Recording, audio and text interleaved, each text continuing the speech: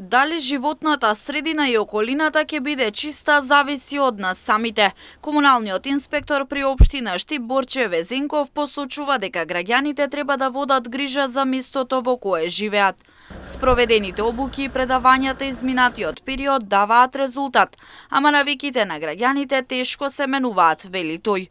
Затоа треба да се води смитка, а бенефит ќе има за сите. Тешко се менуваат навиките на граѓаните, но треба да сванат и самите граѓани дека животната средина и околината околу нас ја правиме ние самите.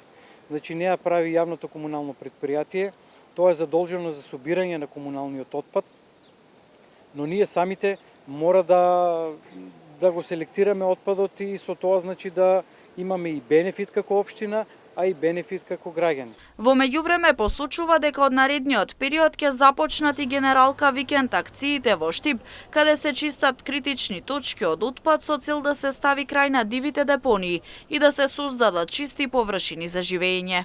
Генералка викенд оваа година во Штип ќе се одржи на 18 мај во сабота. Ќе бидат некои локации значи за собирање на отпадот кај што се критични да кажам.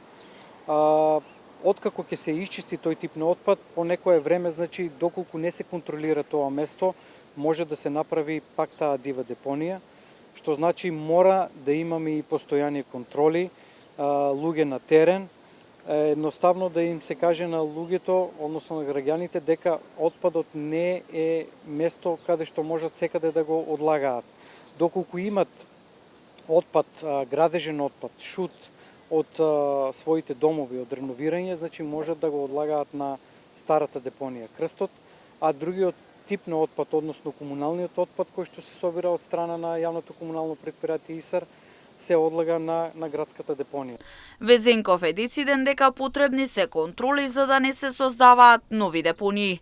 Најпрво се опоменуваат лицата, а потоа следуваат и казни со цел да се стопира создавањето на депонии во градот и при градските населби. Казни одиме во некоја крајна фаза. Првично одиме со опомени и доколку лицата прекршители значи не постапат по тие опомени, тогаш се оди со записник за сторен прекршок и глоба за сторен прекршок.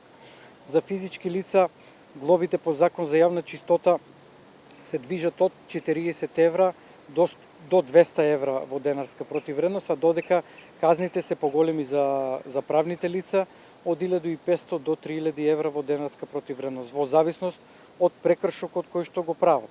Апелот останува ист, да се води грижа за животната средина да се чува чиста, а отпадот да завршува на места кои се за таа намена.